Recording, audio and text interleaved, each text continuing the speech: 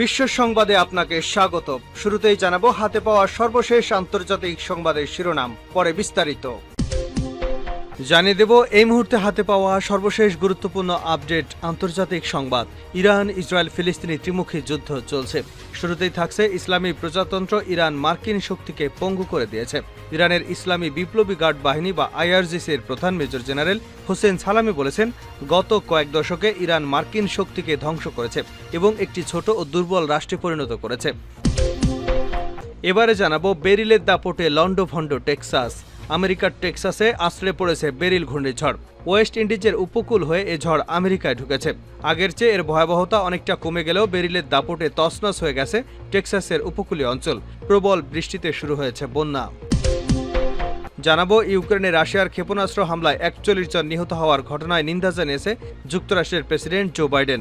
তিনি এ ঘটনাকে রাশিয়ার বর্বরতার ভয়াবহ অনুসারক বলে আখ্যা দিয়েছেন। প্রিয় দর্শক, আপনারা জানেন ইহুদিবাদী ইসরায়েল ইতিমধ্যে ভয়াবহ হামলা চালিয়ে ফিলিস্তিনকে গুড়িয়ে দিয়েছে। প্রায় গাজা শহর পুরোপুরি ধ্বংস করে দিয়েছে। প্রতিদিনই হাজার হাজার মানুষ মারছে ইহুদি সেনারা। আজ পর্যন্ত এ বিষয় নিয়ে মার্কিন যুক্তরাষ্ট্র একটা বিবৃতি পর্যন্ত দেয়নি। অথচ রাশিয়ার হামলায় ৪১ জন নিহত হওয়ার ঘটনায় নিন্দা জানিয়েছে মার্কিন যুক্তরাষ্ট্র। প্রিয় দর্শক, এ বিষয়ে আপনার মূল্যবান মতামতটি কমেন্ট বক্সে জানিয়ে দেবেন।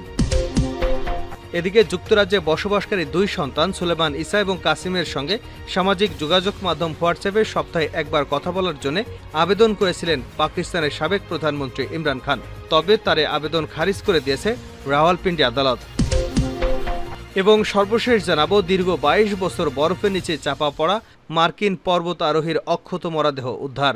২০০২ সালের কথা। মার্কিন পর্বত আরোহী উইলিয়াম স্ট্যাম্পল পেরুর বরফে আচ্ছাদিত হুয়াসকারান পর্বতে আরোহণ করতে গিয়ে নিখোঁজ হন। দীর্ঘ ২২ বছর পর অবশেষে তার মরদেহের সন্ধান মিলেছে। গতকাল সোমবার পেরুর পুলিশ জানায়, স্ট্যাম্পল তুষারের নিচে চাপা পড়েছিলেন। জলবায়ু পরিবর্তনের কারণে বরফ গলে যাওয়ায় তার দেহাবশেষ বেরিয়ে এসেছে। এতক্ষণ শিরোনাম শুনছিলেন, এবার বিস্তারিত। প্রিয় দর্শক, আপনি যদি এই চ্যানেলে নতুন হয়ে থাকেন, ভিডিওটি দেখতে দেখতে চ্যানেলটি সাবস্ক্রাইব করে আমাদের সঙ্গে থাকুন। আর এই ভিডিও সম্পর্কে আপনি আপনার মূল্যবান মতামতটি কমেন্ট বক্সে জানিয়ে দিন। আর হ্যাঁ প্রিয় দর্শক, জানিয়ে দিন ভিডিওটি কোথা থেকে দেখছেন। ইসলামী প্রজাতন্ত্র ইরান মার্কিন শক্তিকে পঙ্গু করে দিয়েছে আইআরজিসির প্রধান। ইরানের সামরিক বিপ্লবী গার্ড বাহিনী বা আইআরজিসির প্রধান মেজর জেনারেল হোসেন সালামি বলেছেন, গত কয়েক দশকে ইরান মার্কিন শক্তিকে ধ্বংস করেছে এবং একটি ছোট ও দুর্বল রাষ্ট্রে পরিণত করেছে। ইরানের উত্তর পূর্বাঞ্চলীয় পবিত্র মাজদাহ নগরীতে গতকাল এক বক্তৃতায় মেজর জেনারেল হোসেন সালামি একথা বলেন। তিনি বলেন, ২ বা ৩ দশক আগে আমেরিকার সাথে বর্তমান আমেরিকার পরিস্থিতি তুলনা করা যোগ্য নয়। তিনি বলেন, ১৯৭৯ সালে নভেম্বর মাসে ইরানের শিক্ষার্থীরা তেহরানের মার্কিন দূতাবাস দখলে যে ঘটনা ঘটিয়েছিল সেটা ছিল একসময় কল্পনারও বাইরে, কিন্তু আমরা আমেরিকার শক্তি খর্ব করেছি। আমেরিকা ছোট এবং দুর্বল রাষ্ট্রে পরিণত হয়েছে এবং ইসলামী বিপ্লবের প্রভাবের কারণে ধীরে ধীরে সে তার শক্তি হারিয়েছে। জেনারেল সালামি তার বক্তৃতায় বলেন, শত্রুরা ইরানের বিরুদ্ধে নিষেধাজ্ঞা আরোপ করে ইরানকে বিশ্ব অঙ্গন থেকে বিচ্ছিন্ন করতে ব্যর্থ হয়েছে। শুধু তাই নয়, ইরানের তেল যখন চুরি করতে গেছে আমেরিকা, তখন তেহরান ঠিকই প্রতিশোধমূলক পাল্টা ব্যবস্থা নিয়েছে। জেনারেল সালামি বলেন, জিব্রাল্টার প্রণালীতে তারা আমাদের জাহাজ আটক করে, আমরা এখানে তাদের জাহাজ জব্দ করেছি এবং এর মধ্য দিয়ে তারা যা করেছে সেজন্য তাদেরকে অনুতপ্ত করতে বাধ্য করেছি। বেরিলের দাপটে লন্ডভন্ড টেক্সাস। আমেরিকার টেক্সাসে সোমবার আছড়ে পড়ে বেরিল ঝড়। ওয়েস্ট ইন্ডিজের উপকূল হয়ে এই ঝড় আমেরিকায় ঢুকেছে। আগের চেয়ে এর ভয়াবহতা অনেকটা কমে গেলেও বেরিলের দাপটে তছনছ হয়ে গেছে টেক্সাসের উপকূলীয় অঞ্চল। প্রবল বৃষ্টিতে শুরু হয়েছে বন্যা। সোমবার টেক্সাসের উপকূলে পৌঁছায় বেরিল ঝড়। সারাদিন ধরে টেক্সাসের উপকূলীয় অঞ্চলবর্তী কার্যত লন্ডভন্ড করে দিয়েছে এই ঝড়। সাথে প্রবল বৃষ্টিতে কোনো কোনো অঞ্চলে বন্যা শুরু হয়েছে। ঝড়ের দাপটে এখন পর্যন্ত ৪ জনের মৃত্যুর খবর পাওয়া গেছে। উদ্ধারকারীরা সব জায়গায় এখনও পৌঁছতে পারেনি। এর আগে ওয়েস্ট ইন্ডিজ উপকূল অঞ্চল ভাসিয়ে দিয়েছে এই ঝড়। টেক্সাসের প্রবেশের সময় ঝড়ের শক্তি অনেকটাই কমে এসেছিল। তাতে আর হারিকেন হিসেবে দেখা হচ্ছিল না। মৃতদের মধ্যে দুজনের পরিচয় শনাক্ত করা গেছে। একজনের বয়স ৫৩ এবং অন্যজন ৭৪ বছর বয়সী। দুজনের বাড়ির উপরেই গাছ পড়ে মারা গেছে। বন্যার পানিতে এক পুলিশকর্মী ভেসে গেছে বলে জানা গেছে। ঝড়ের সময় প্রায় ২৫ লাখ মানুষ বিদ্যুৎহীন হয়ে পড়েছেন। স্থানীয় গভর্নর জানিয়েছে, বিদ্যুৎ আসতে কয়েকদিন সময় লাগবে। কর্মীরা কাজ শুরু করেছেন, কিন্তু আবহাওয়ার কারণে দ্রুত কাজ করা সম্ভব হচ্ছে না। ঝড়ের পর প্রবল বৃষ্টিতে প্লাবিত একাধিক হাইওয়ে। সারাদিনে প্রায় ১,০০০ ফ্লাইট বাতিল হয়েছে বলে জানা গেছে। ঝড় বৃষ্টির জেরে কয়েকটি শোধনাগার বন্ধ করে দিতে হয়েছে। এর আগে বেরিল, ওয়েস্ট ইন্ডিজ এবং মেক্সিকোতে তাণ্ডব চালিয়েছে এই ঝড়। সব মিলিয়ে সেখানে 11 জনের মৃত্যু হয়েছে। টেক্সাসের উপকূলে পৌঁছে ঝড়টি গভীর নিম্নচাপে পরিণত হয়েছে। ইউক্রেনে রাশিয়ার ক্ষেপণাস্ত্র হামলায় 41 জন নিহত হওয়ার ঘটনায় নিন্দা জানিয়েছেন যুক্তরাষ্ট্রের প্রেসিডেন্ট জো বাইডেন। তিনি এ ঘটনাকে রাশিয়ার বর্বরতার ভয়াবহ অনুস্মারক বলে আখ্যা দিয়েছেন। বাইডেন কিয়েভের আকাশ প্রতিরক্ষা ব্যবস্থা আরও শক্তিশালী করার অঙ্গীকার করেছেন। সোমবার ইউক্রেন জুড়ে অন্তত 166 জন আহত হয়েছেন। এর মধ্যে রাজধানীর কিয়েভের শিশু হাসপাতালে বেশ কয়েকজন নিহত হয়েছেন। মঙ্গলবার ওয়াশিংটনে ন্যাটো সম্মেলন শুরুর প্রস্তুতির ঠিক আগ মুহূর্তে ইউক্রেনে এমন হামলার ঘটনা ঘটল। মার্কিন প্রেসিডেন্ট জানান, ইউক্রেনের আকাশ প্রতিরক্ষা ব্যবস্থা আরও শক্তিশালী করার ঘোষণা আসবে সম্মেলন থেকে। সামরিক জোট ন্যাটো 75তম প্রতিষ্ঠা বার্ষিকী উপলক্ষে 32 সদস্য রাষ্ট্র, সহযোগী দেশ এবং ইউরোপীয় ইউনিয়নের নেতারা ওয়াশিংটনে জড়ো হচ্ছেন। বাইডেন বলেন, তিনি ইউক্রেনের প্রেসিডেন্ট ভলোদিমির জেলেন্সকি এবং ন্যাটো নেতাদের স্বাগত জানাবেন। ইউক্রেনে রাশিয়ার হামলার পরিপ্রেক্ষিতে প্রতিরক্ষা এবং প্রতিরোধ সম্মেলন গুরুত্ব পাবে।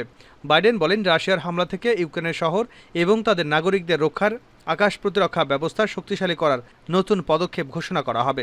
ইউক্রেনের প্রতি আমাদের সমর্থন অটল, তা নিশ্চিত করতে প্রেসিডেন্ট জেলেন্সকির সঙ্গে বৈঠক করব। ইউক্রেনের অনুরোধে মঙ্গলবার জাতিসংঘের নিরাপত্তা পরিষদও বৈঠক হয়েছে। জাতিসংঘের মহাসচিব অ্যান্তোনিও গুতেরেস পশ্চিমা নেতাদের সঙ্গে সুর মিলিয়ে ইউক্রেনে রাশিয়ার ক্ষেপণাস্ত্র হামলার নিন্দা জানিয়েছেন। রাজধানীতে ভয়াবহ হামলায় মেয়র ভিতালি ক্লিচকো 9 জুলাই শোক প্রকাশ করেছেন। জেলেন্সকি বলেন, রাশিয়া সোমবার অন্তত 40টি ক্ষেপণাস্ত্র হামলা চালিয়েছে। যুক্তরাজ্যের নতুন প্রধানমন্ত্রী স্যার কিয়ার স্টারমার এ হামলা নিন্দা জানিয়েছেন। এ হামলাকে তিনি হীন কর্মকাণ্ড বলে আখ্যা দিয়েছেন। ইমরান খানের 2 ছেলের সম্পর্কে আদালতের রায়। যুক্তরাজ্যে বসবাসকারী 2 সন্তান সুলাইমান ইসা এবং কাসিমের সঙ্গে সামাজিক যোগাযোগ মাধ্যম হোয়াটসঅ্যাপে সপ্তাহে একবার কথা বলার জন্য আবেদন করেছিলেন পাকিস্তানের সাবেক প্রধানমন্ত্রী ইমরান খান। তবে তার এই আবেদন খারিজ করে দিয়েছেন রাওয়ালপিন্ডির আদালত। পাকিস্তানের সংবাদ মাধ্যম ARY নিউজের এক প্রতিবেদনে বলা হয়েছে, ইমরান খান এবং তার প্রথম স্ত্রী জেমিমা গোল্ড স্মিথের 2 ছেলে সুলাইমান ইসা এবং কাসিম তাদের মায়ের সঙ্গে লন্ডনে থাকেন। এদিকে গেল বছরের সেপ্টেম্বর মাস থেকে কারাগারে রয়েছেন ইমরান খান। আদালত এর আগে জানিয়েছিল, মাসে 2 বার তিনি সন্তানদের সঙ্গে কথা বলতে পারবেন এবং সেই কথাবার্তা হতে হবে টেলিফোনে। বর্তমানে পাঞ্জাবের আদিয়ালা কারাগারে আছেন ইমরান খান। কিছুদিন আগে কারা কর্তৃপক্ষ বরাবর একটি আবেদন করেন তিনি। সেই আবেদনে ইমরান খান বলেন, তিনি হোয়াটসঅ্যাপ ব্যবহার করে সপ্তাহে একবার তার সন্তানদের সঙ্গে কথা বলতে চান। কারা কর্তৃপক্ষ তার এমন আবেদন নাকচ করে দিয়েছে। কারণ হিসেবে জানায়, আদালত শুধু টেলিফোন ব্যবহারের অনুমতি দিয়েছে ইমরানকে। আদালতের নির্দেশের বাইরে গিয়ে কোনো আবেদন মঞ্জুর করার এখতিয়ার তাদের নেই। কারা কর্তৃপক্ষ আপত্তি জানানোর পর রাওয়ালপিন্ডির সন্ত্রাস বিরোধী আদালতে আপিল করেন ইমরান। আপিলে কারাগারের সিদ্ধান্তই বহাল রাখে আদালত। দীর্ঘ 22 বছর পর বরফের নিচে চাপা পড়া মার্কিন পর্বত আরোহীর অক্ষত মরদেহ উদ্ধার। 2002 সালের কথা। মার্কিন পর্বত আরোহী উইলিয়াম স্টমফল পেরুর বরফে আচ্ছাদিত হুয়াসকারান পর্বতে আরোহণ করতে গিয়ে নিখোঁজ হন। দীর্ঘ 22 বছর পর অবশেষে তার মরদেহের সন্ধান মিলেছে। গতকাল সোমবার পেরুর পুলিশ জানায়, স্টমফল তুষারের নিচে চাপা পড়েছিলেন। জলবায়ু পরিবর্তনের কারণে বরফ গলে যাওয়ায় তার দেহাবশেষ বেরিয়ে এসেছে। 2002 সালের জুনে হুয়াসকারান পর্বতে তুষার ঝড়ের কবলে পড়েন স্টমফল সহ আরও কয়েকজন পর্বতারোহী। 6700 মিটার উচ্চতার 22,000 ফুট এই পর্বতে তখন উদ্ধার অভিযানও চালানো হয়েছিল, কিন্তু স্টমফলকে খুঁজে পাওয়া যায়নি।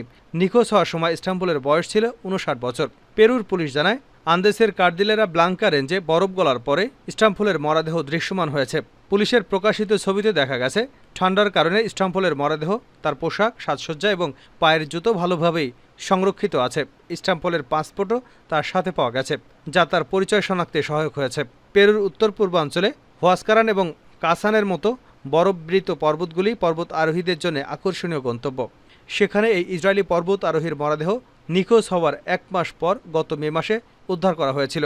এছাড়াও গত মাসে আরেকটি দুর্ঘটনায় ইতালির এক পর্বত আরোহীর মরদেহ উদ্ধার করা হয়, যিনি আন্দিয়ানের আরেকটি পর্বতে ওঠার চেষ্টা করেছিলেন।